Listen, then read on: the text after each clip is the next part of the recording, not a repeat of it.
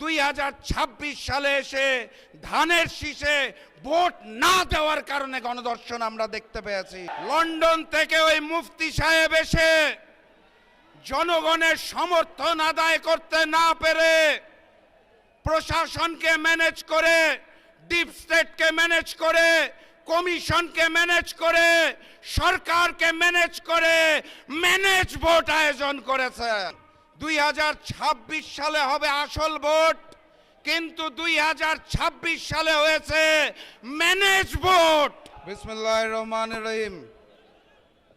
আজকের এই বিক্ষোভ মিছিল পূর্ববর্তী সংক্ষিপ্ত সমাবেশের সম্মানিত সভাপতি, সম্মানিত প্রধান অতিথি, 11 দলীয় ঐক্যের সর্বস্তরের নেতৃবৃন্দ,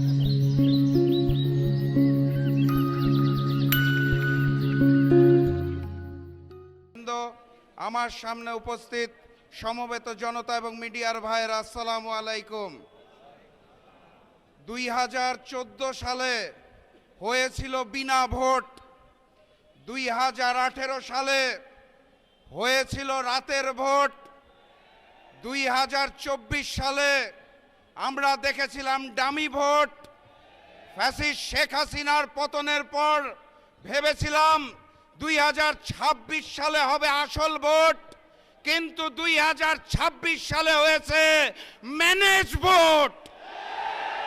লন্ডন থেকে ওই মুফতি সাহেব এসে জনগণের সমর্থন আদায় করতে না পেরে প্রশাসনকে ম্যানেজ করে, ডিপ স্টেটকে ম্যানেজ করে, কমিশনকে ম্যানেজ করে, সরকারকে ম্যানেজ করে ম্যানেজ ভোট আয়োজন করেছে।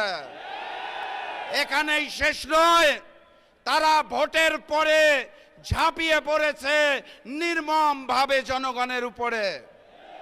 2018 সালে ধানের শীষে ভোট দেওয়ার জন্য যেভাবে করে গণধর্ষণ হয়েছিল, 2026 সালে এসে ধানের শীষে ভোট না দেওয়ার কারণে গণধর্ষণ আমরা দেখতে পেয়েছি। মজলুম যখন জালিম হয়ে যায় তখন আল্লাহর আরশ কেঁপে ওঠে।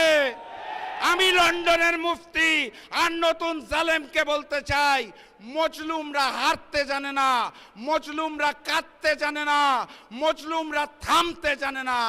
আমরাও থামবো না ইনশাআল্লাহ।